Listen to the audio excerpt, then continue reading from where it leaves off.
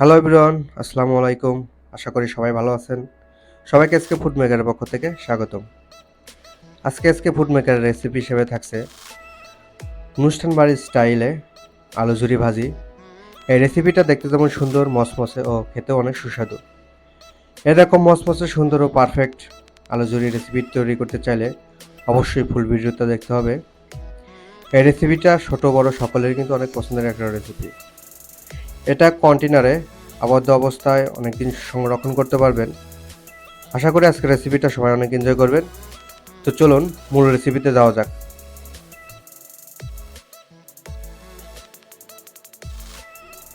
প্রথমে একটা পাত্রে 3টা আলু নিয়ে নিচ্ছি এবং আলুটাকে কাটার জন্য একটা গ্রেডার নিয়ে নিচ্ছি। এবং এখানে একটা টিপস, যখন আলুটা কাটবো গ্রেডারে তখন লম্বাভাবে একটা টান দিয়ে আলুটাকে কেটে নেব। কখনোই অল্প টানে কিন্তু আলুটাকে কাটবো না, তাকে পারফেক্ট আলু কাটিং হবে না। অবশ্যই আলু কাটার সময় একটা লম্বা টান দিয়ে আলুগুলোকে কেটে নেব। তো আমাদের আলু কাটা শেষ, দেখতে পাচ্ছেন কত পারফেক্ট হয়েছে। তো অবশ্যই গ্রেটারে যখন আলুগুলোকে কাটবেন লম্বা টান দিয়ে আলুগুলোকে কেটে নেবেন। তো এই পর্যায়ে আমরা নর্মাল পানির মাধ্যমে আলুগুলোকে ধুয়ে নেব।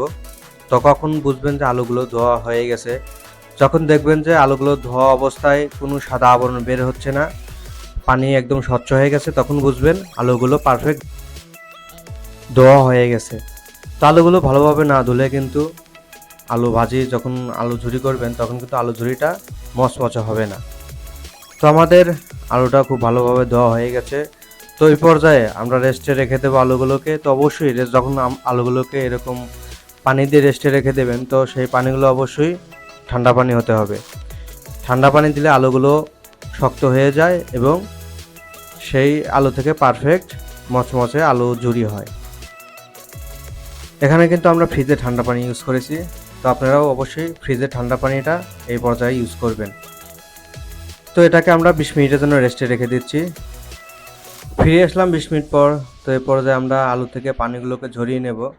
তো আলু থেকে পানিগুলোকে ঝরিয়ানোর জন্য প্রথমে মুট করে পানিগুলোকে ঝরিয়ে একটা ছাঁকনির ভিতরে রেখে দেব, যাতে এক্সট্রা আরও যা পানি আছে এগুলো চলে যায়। এখানে চাইলে আপনারা এক্সট্রা সুতি কাপড় দিয়েও আলু থেকে পানিগুলোকে মুছে ফেলতে পারেন। তো আমরা কোনো সুতি কাপড় ইউজ করতেছি না, এই ধরনের ঝুড়িতে রেখে দিলেই অল্প কিছুক্ষণ রাখার পরেই এক্সট্রা পানি যা থাকে সম্পূর্ণ ঝরে যাবে। পানি ঝরানো শেষে চলে যাচ্ছি মূল রান্নায়।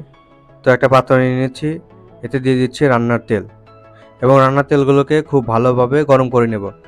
রান্নার তেলগুলো গরম হয়ে গেলে এখানে দিয়ে দিচ্ছি বাদাম। আর এই বাদামগুলো আমরা ঝুড়িতে দিয়ে ইউজ করবো, এতে দেখতে যেমন সুন্দর হয় এবং খেতেও কিন্তু অনেক সুস্বাদু হয়।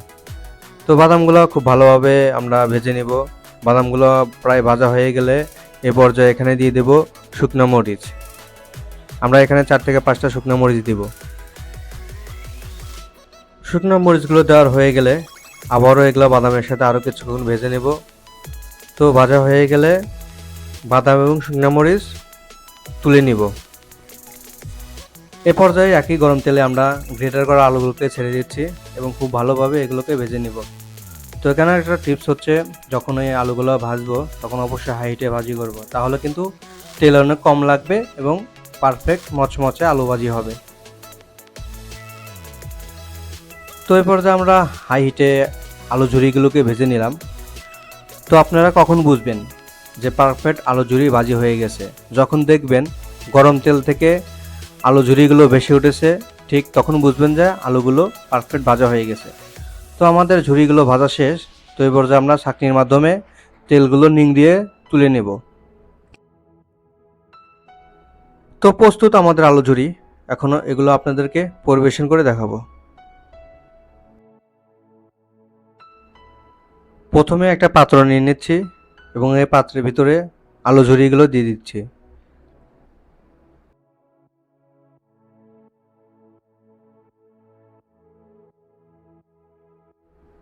এ পর্যায়ে আগে থেকে ভেজে রাখা চীনাবাদামগুলো দিয়ে দিচ্ছি।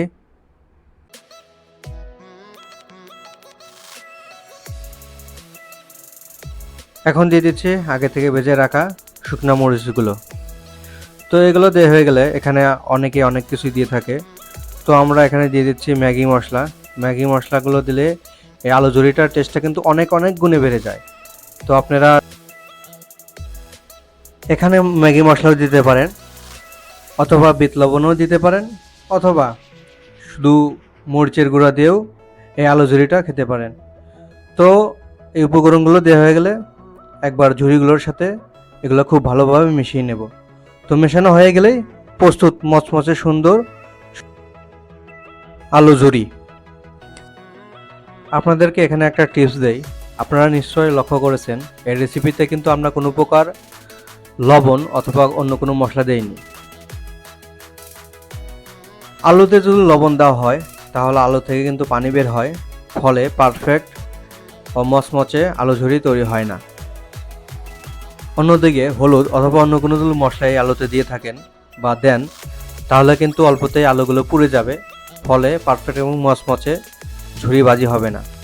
তো এই ছোটো ছোটো টিপসগুলো যদি ফলো করেন তাহলেই প্রফেশনাল এবং অনুষ্ঠান বাড়িতে যেভাবে আলু ঝুরি তৈরি করে ঠিক সেভাবেই তৈরি করতে পারবেন। ভিডিওটি ভালো লাগলে অবশ্যই লাইক কমেন্ট শেয়ার করবেন, এবং যারা আমার চ্যানেলে নতুন তারা অবশ্যই চ্যানেলটিকে সাবস্ক্রাইব করবেন। তো আজ এ পর্যন্তই, দেখা হচ্ছে নতুন একটা ভিডিওতে নতুন কোনো রেসিপি নিয়ে। তো সে পর্যন্ত সবাই অনেক ভালো থাকবেন। আল্লাহ হাফেজ।